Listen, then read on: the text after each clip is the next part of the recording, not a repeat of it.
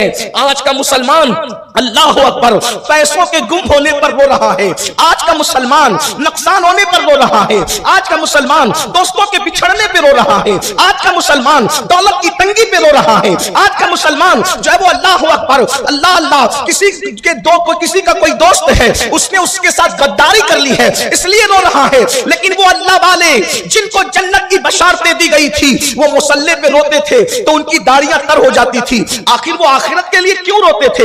جنت کی بشارت کے باوجود بھی کیوں روتے تھے؟ صدیق اکبر رو رہے ہیں، فاروق اعظم رو رہے ہیں، عثمان غنی رو رہے ہیں، مولا کائنات سید السادات تو اس طرح رو رہے ہیں کہ دیکھنے والے بیان کرتے ہیں رات کے آخری پہر میں ہم نے مولا علی کو اس طرح روتے دیکھا کہ داڑھی پکڑتے ہیں اور فکر آخرت میں اس طرح روتے ہیں۔ کس طرح؟ بولنے والے نے کیا پیاری مثال دی ہے، جیسے کسی عورت کا بچہ مر جاتا ہے تو ممتا کی ماری ماں کیسے روتی ہے، فکر آخرت میں مولا علی ایسے روتے تھے۔ کسی دیکھنے والے نے کہا اگر کسی کو سانپ ڈس لیتا ہے تو سانپ کی وجہ سے وہ کیسے تڑپتا ہے، ایسے تڑپ تڑپ کر بلک بلک کر مولا علی روتے تھے۔ سیدنا فاروق اعظم اللہ اکبر رونے سے آنسوؤں کا نشان ان کے چہرے پہ پڑ گیا تھا۔ آخر یہ لوگ آخرت کی فکر کیوں کر رہے تھے؟ اللہ اکبر انہیں معرفت تھی، انہیں پتا تھا کہ آخرت کسے کہتے ہیں۔ قرآن کہتا ہے جب سور پھونکا جائے گا تو تم نکلو گے فوج و فوج، اللہ اکبر اللہ کی طرف پلٹو گے۔ کس طرح پلٹو گے؟ تو اب آئیے حدیث مبارکہ میں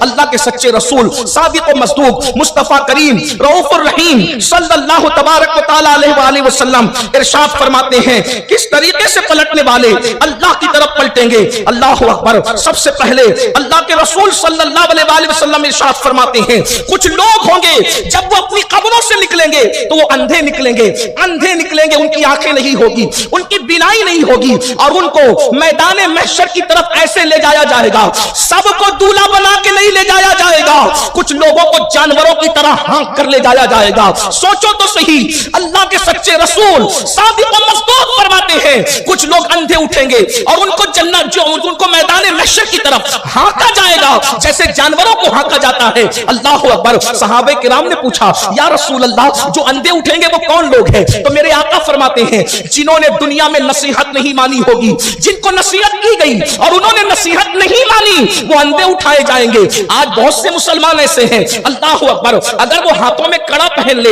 اور ان کو بتایا جائے یہ کڑا اسلامی شعار نہیں ہے تو لوگ کہتے ہیں مولویوں کو کیا سمجھتا ہے۔ اگر کوئی سونے کی انگوٹھی پہن لے ان کو منع کرو کہ یہ اسلامی شعار نہیں ہے، یہ جہنمیوں کا زیور ہے، تو وہ کہتے ہیں دولت ہماری ہے، مولویوں کو درد کیوں ہوتا ہے؟ سن لو اللہ کی شریعت بیان ہونے کے بعد نصیحت کو نہ ماننے والوں اللہ کے رسول فرما رہے ہیں جب قیامت کے دن اپنی قبر سے اٹھو گے تو اندھے اٹھائے جاؤ گے، اس لیے کہ شریعت مقدم ہے، شریعت سب کے لیے ہے، اللہ رسول کا قانون سب کے لیے ہے۔